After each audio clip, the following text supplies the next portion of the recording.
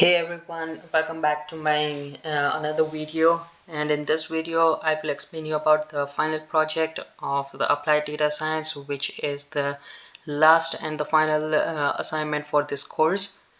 In this assignment we have worked as a team of 4 people, so it's me, then Yagnik Patel, Maitri Patel and Vishwaraj Rana.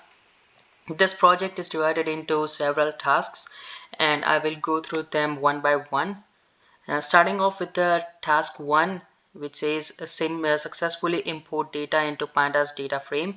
So for that we need to import the pandas library as a PD, and after that we need to import the CSV file which is provided by our professor, that is crime.csv, and I'm reading that CSV with the help of read_CSV function of the pandas. And just to make sure that it's successfully imported, we just show a few rows from the top of the data frame, and as you can see it's successfully imported. In the data frame the columns are x1, x2, x3. So what does that mean? So x1 means the total overall reported crime rate per 1 million residents. X2 is reported violent crime rate per 100,000 residents. X3 is annual police funding in dollar per resident. X4 is percentage of people who are 25 years and above with 4 years of high school. X5 is percentage of people 16 to 19 years old, not in high school and not high school graduates either. X6 is the percentage of people who are 18 to 24 years of age and who are in college right now. X7 is percentage of people who are 25 years and above with at least 4 years of college. Moving on to the task 2, it asks us to display the shape and the summary statistics of the data, and also check if there are any not number or missing values in the data, and deal with them accordingly. So let's start with the shape. So the dot shape gives us the total number of rows and columns. So in this case it's 50, which means there are 50 rows, and 7 means there are 7 columns. Then to get the summary statistics, we are using the describe method, which gives the count, mean, standard deviation, minimum, maximum, and percentage values like 25%, 50%, 75% for each of the column. Next, to find out how many missing values or not a number values, we are using is an a method, which gives for each row if there are any missing values or not a number, and applying dot sum method we get the total number of missing values or not number values for each column. So as you can see here, all the columns have 0 missing values, which means we are good. We don't have to deal with the not a number or missing values. Going forward with the task 3, it asks us to plot the data using the matplot library with at least 2 different chart types.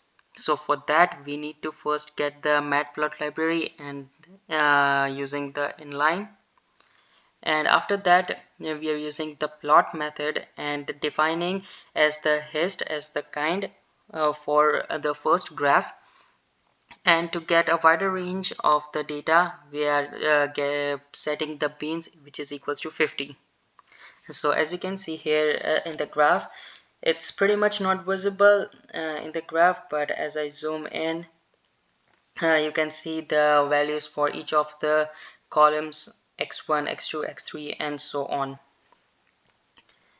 Now the second type of graph we have decided to use is the line graph. So just simply change the hist to the line in the kind property and we get a line graph as well. Moving on to task 4, it asks us to split the data into training and testing set for validation and performance measuring.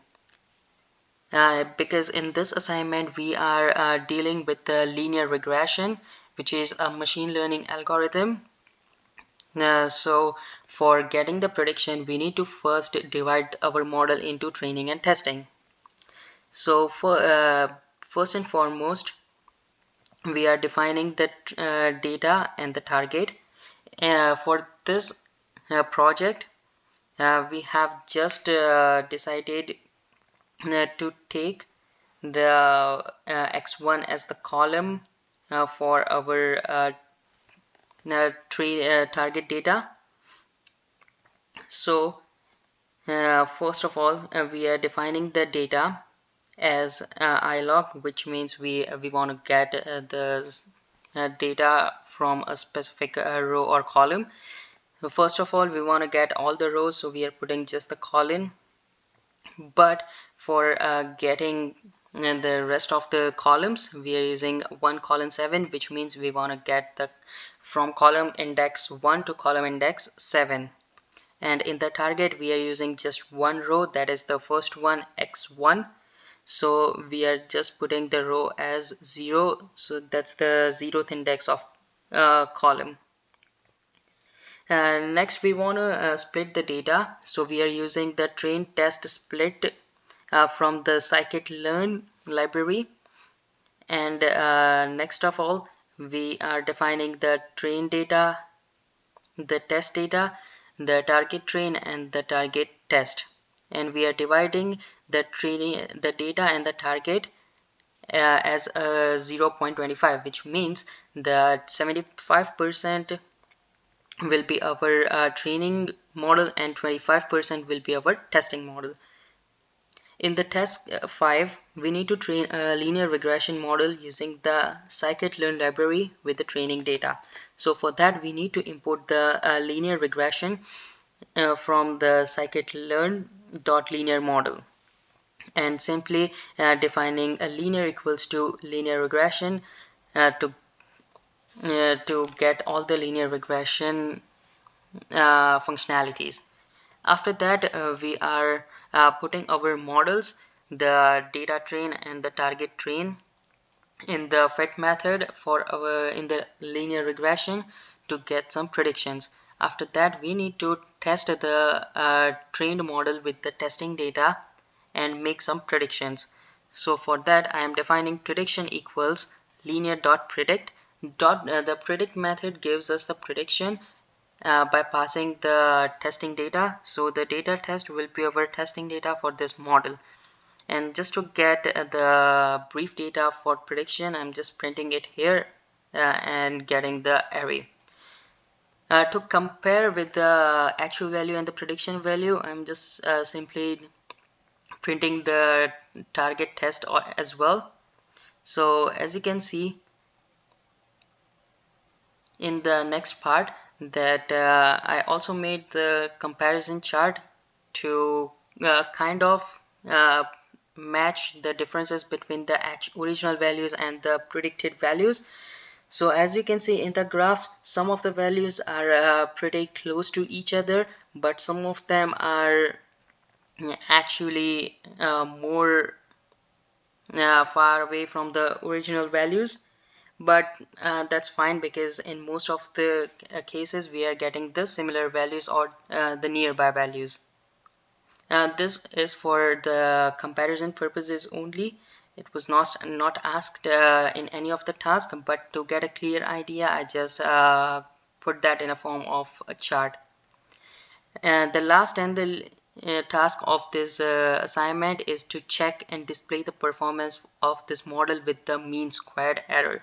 So for getting the mean squared error, we are importing the mean square error from the scikit-learn.matrix, and I'm just printing the mean squared error by providing the target test and our prediction. So as you can see, it's 86355.65 as our mean squared error.